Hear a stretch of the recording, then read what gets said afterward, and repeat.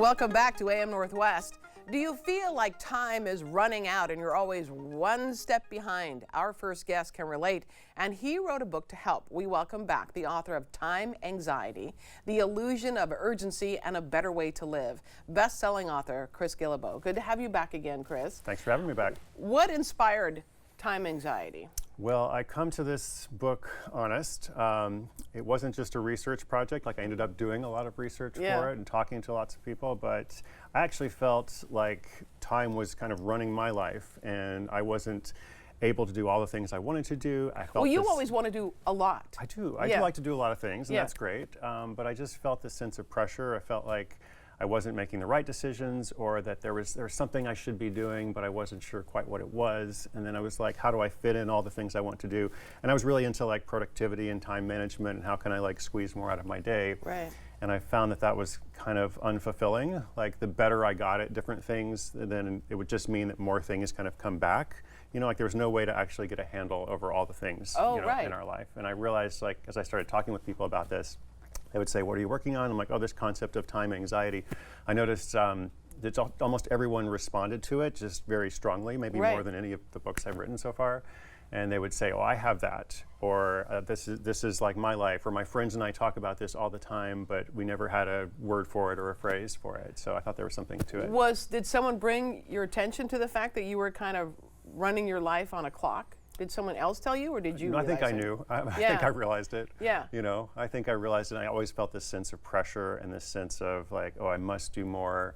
But also like doing less wasn't the answer either, because I think like we all want to do more of some things. We want more of some things and less of other things. Well, I would think too, if you're a parent, that would be, you have to really figure out your time. Right, you have a lot of pressure, right? A lot of responsibility and things you want to do for yourself. And again, I think a lot of approaches to this, they're just about, oh, here's how you manage your schedule, or here's some hacks or some tips, or if you're really busy or stressed in the workplace, well, here's how you can get to inbox zero. And ultimately, I think that's a very unsatisfying way to live. Right. You know, you come to the end of your life and like, what did you do with your life? Well, I answered all the emails. I returned everyone's calls, right? Yeah, there's that. Yeah, right.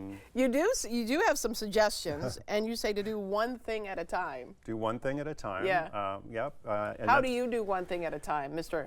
Multitasker? Well, I just try to be present, and this is something that I'm working on, right? Okay. I think something that everyone can do is just to start paying attention to how you spend your time. And you notice as you spend your time, oh, how do I respond to different requests and opportunities? And as you do that, even without making a lot of strategic plans, you end up kind of deciding things a little bit differently. You're like, oh, this is how this is where my time is going. Is this meaningful to me? Is this valuable? And valuable doesn't have to be productive, right? There's lots of different ways to think about value. Right. You also talk about discerning between real and fake deadlines. Well, the subtitle of the book is The Illusion of Urgency and a Better Way to Live, because I think in a lot of workplaces and in culture and society at large, people are operating at one speed only. And that's not sustainable. Right. You know, like every single request you get, or every single question, it's like you must respond at the same pace of urgency. And not everything is urgent. In fact, very few things are urgent, right? I'm noticing more people are saying, I'm out of the office, I will not read any emails when I'm gone at this time. I thought, well, that's really good. Right, they're setting a boundary. Yeah, they're setting a boundary. Exactly, and if they want to read emails and respond, then they can, but they don't have that obligation. Right, they don't. Yeah. There's a tip that you give that I think is really important, and I found that I do this. It's leave 10 minutes earlier than you think for an appointment. Because the stress of being late or thinking you're going to be late really is anxiety prone, right? Yeah, and a lot of people don't like to do this. They are resistant to this idea. They think, oh, I can just fit in one more thing. Right, I've got this one more thing I'll just do before I go. But then ultimately, like, some things are outside of your control, the traffic or how long it takes you to get like door to door from somewhere. Or even just mentally resetting, even if you're just doing Zoom calls or something, just having a little bit of time of transition can really help. Right. And so if you do this, people are always worried about like, what will I do with the extra time? And most likely, if you've been chronically late a lot, like a lot of us are, you're not going to be early. You're just going to be on time. You're going to be on time. It actually feels really good to be on time. It feels very relieving. Yeah, I found I like to show up early to things to give myself time, one, to get lost, because I get lost a lot. Sure. And the other is to just chill for a moment before having to deal with when people come in, or the traffic, because traffic is always really stressful. Yeah, it helps you so much, right? Yeah, It feels totally. relieving. You know? Yeah. So trying to help people find some relief. I think that's the thing. We all feel really stressed. Right. So there's some simple things you can do to find relief, and that's one of them. Talk about create a reverse bucket to celebrate past goals. What does that mean? Reverse bucket list. Yeah. So like a lot of us have this bucket list of like all these things we want to do in life, and I think that's great. You know, I am still kind of goal oriented, but you know, because I've always been like future oriented, I'm not so good at like celebrating, you know, what has been done.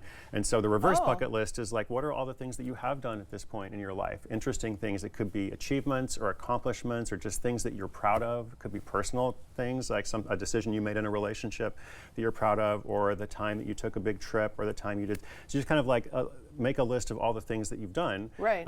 And then you can just look at that list and be like, well, I've actually done more than I realized or that I remembered.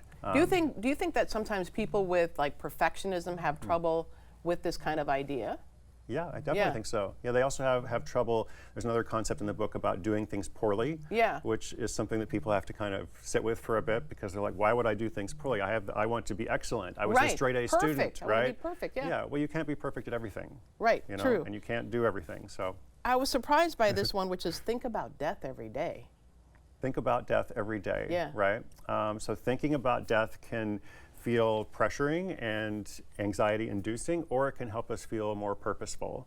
And so there's a difference. I had this previous book, The Happiness of Pursuit, about quests and such when I went to every country in the world. And I talked to lots of people who pursue these quests.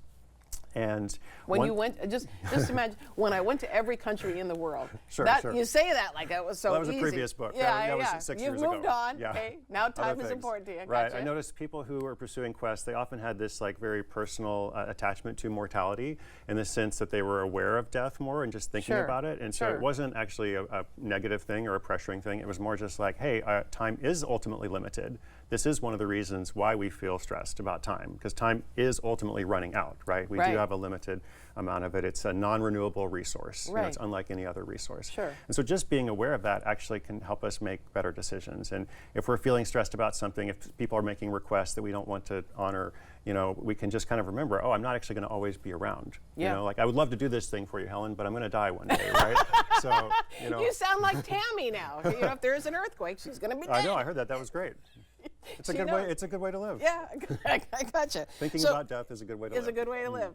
Tomorrow you have a book event. That's right. And it is at Powell's. Is that right? That's Powell's right. at Cedar Hills Crossing. We're going to put all that information for everyone on our website at k2.com. And the book again is called Time Anxiety. Chris, thank you so much. Great to see you again. Thank you, Helen. And I'm glad you've calmed down. Yeah, working on it still. Okay, good. We'll be right back with more AM Northwest. Don't go away.